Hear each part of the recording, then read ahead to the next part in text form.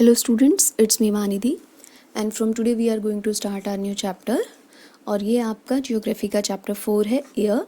और इस चैप्टर में हम करने वाले हैं कि एयर क्या है, एटमॉस्फेयर क्या है, एटमॉस्फेयर के कॉम्पोजिशन क्या है, structure of the atmosphere, weather and climate के कंपोनेंट्स। ठीक है, तो अब आपको ये क्लियर हो गया है कि हम इस चैप्टर में क्या पढ़ने वाले हैं। तो चलिए चैप्टर स्टार्ट करते हैं।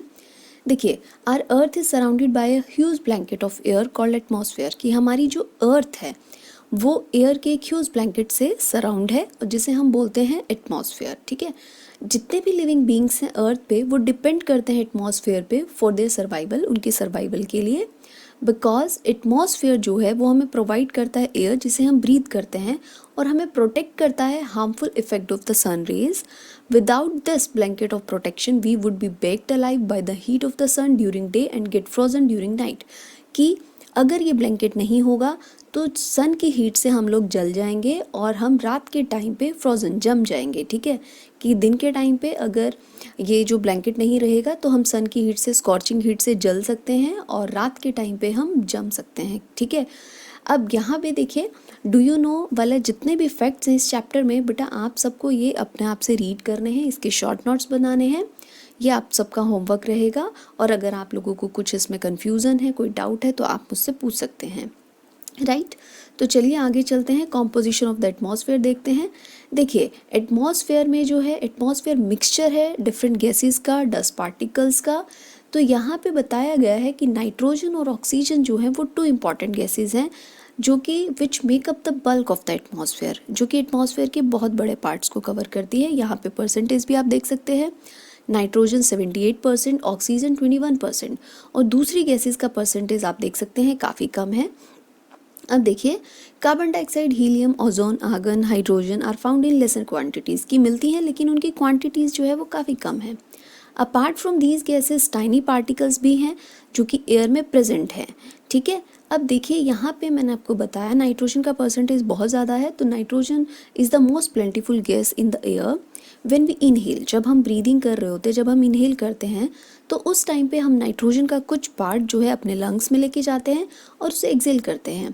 But plant need nitrogen for their survival. जैसे ह्यूमन बींग्स को, लिविंग बींग्स को ऑक्सीजन की जो है नेसेसिटी होती है, कि उन्हें उनकी ज़रूरत होती है, उसी तरह से जो प्लांट्स होते हैं उन्हें नाइट्रोजन की होती है। ठीक है, उनके सर्वाइवल के लिए नाइट्रोजन काफ़ी इंपॉर्टेंट है। But they can not take nitrogen directly from the air, लेकिन वो डायरेक्टली एयर से नाइट्रोजन नहीं लेते हैं। वो कैसे जो नाइट्रोजन लेते हैं, bacteria that live in the soil and roots of some plants take nitrogen from the air and change its form so that plants can use it, कि बैक्टीरिया जो सॉइल में प्रेजेंट रहते हैं और जो प्लांट्स की जो रूट्स है वो नाइट्रोजन की फॉर्म चेंज कर देती है और ताकि प्लांट्स उसे यूज़ कर सके। ठीक है, कि डायरेक्टली नहीं लेते हैं, सॉइल में जो बैक्टीरिया होते हैं वो और प्लांट्स की जो रूट्स होती है वो नाइट्रोजन की फॉर्म चेंज कर देती है और प्लांट्स उसे यूज़ करते हैं। ऑक्सीजन जो है सेकंड मोस्ट प्लेंटीफुल गैस है एयर की। ह्यूमन और एनिमल्स जो हैं ऑक्सीजन लेते हैं एयर से, जो हम लोग ब्रीथ करते हैं, और ग्रीन प्लांट्स इस ऑक्सीजन को प्रोड्यूस करते हैं हमारे लिए। लेकिन अगर ह्यूमन बीइंग ट्रीज़ को कट करेगा तो ये बैलेंस डिस्टर्ब हो जाएगा। कार्बन डाइऑक्साइड भी बहुत इंपॉर्टेंट गैस है और कार्बन डाइऑक्साइड जो है वो बहुत इंपॉर्टेंट है किसके लिए, प्लांट्स के लिए एंड ट्रीज़ के लिए, क्योंकि वो अपना जो फूड बनाते हैं वो कार्बन डाइऑक्साइड के लिए, कार्बन डाइऑक्साइड उनको बहुत ज़रूरी है फूड बनाते टाइम, और वो ऑक्सीजन रिलीज करते हैं उस टाइम पे। ठीक है, तो ह्यूमंस और एनिमल्स रिलीज कार्बन डाइऑक्साइड।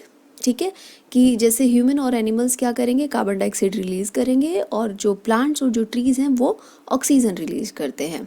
ठीक है, अब आपको यहाँ पे ये समझ आ रहा है बेटा कि ह्यूमन बींग्स के लिए ऑक्सीजन इंपॉर्टेंट है, एनिमल्स के लिए ऑक्सीजन इंपॉर्टेंट है और प्लांट्स के लिए कार्बन डाइऑक्साइड इंपॉर्टेंट है। ओके, ह्यूमन बींग्स जो है कार्बन डाइऑक्साइड रिलीज़ करते हैं और जो प्लांट्स जो हैं वो क्या रिलीज़ करते हैं, ऑक्सीजन रिलीज करते हैं, तो दोनों का बैलेंस बना रहता है। बट अगर ह्यूमन बीइंग बहुत ज़्यादा अमाउंट में ट्रीज़ को कट करेगा तो ऑक्सीजन का बैलेंस डिस्टर्ब होगा, और अगर ज़्यादा अमाउंट में क्या कहते हैं कि फ्यूल्स जो है बर्न होंगे such as coal and oil, तो इससे क्या होता है कार्बन डाइऑक्साइड का अमाउंट बढ़ जाता है एटमॉस्फेयर में, जिससे हमारे वेदर एंड क्लाइमेट पे काफ़ी इफ़ेक्ट आता है। ठीक है, तो इसका मतलब ये है कि हम लोगों को ट्रीज़ नहीं कट करने चाहिए और बहुत ज़्यादा अमाउंट में जो है फ्यूल नहीं बर्न करने चाहिए, बिकॉज इससे हमारे वेदर एंड क्लाइमेट पे बहुत ज़्यादा इफ़ेक्ट आता है। ठीक है, तो यहाँ तक आपको समझ में आया। तो ये हमने कॉम्पोजिशन ऑफ द एटमॉस्फेयर देखा। अब नेक्स्ट वीडियो में हम लोग देखेंगे कि स्ट्रक्चर ऑफ द एटमॉस्फेयर क्या है। और यहाँ आप देखेंगे, देखिए ये कुछ आपको फ़ोटोज़ दी गई हैं जिसमें ग्लोबल वार्मिंग के बारे में बताया गया है। तो आपको ग्लोबल वार्मिंग के बारे में पढ़ना है कि क्या है ग्लोबल वार्मिंग, कौन सी गैस रिस्पॉन्सिबल है। चलो ये मैं बता देती हूँ, ग्लोबल वार्मिंग के लिए कार्बन डाइऑक्साइड रिस्पॉन्सिबल है, लेकिन ये कैसे बढ़ रही है, ठीक है, और इसकी वजह से क्या हो रहा है हमारे वेदर एंड क्लाइमेट में, ये चीज़ें ये आपका होमवर्क है, ये आप खुद से पढ़ेंगे, रीड करेंगे थोड़ा और मुझे बताएंगे। कोई प्रॉब्लम होने से आप मेरे साथ डिस्कस कर सकते हैं मुझसे। ओके बेटा, ठीक है स्टूडेंट्स।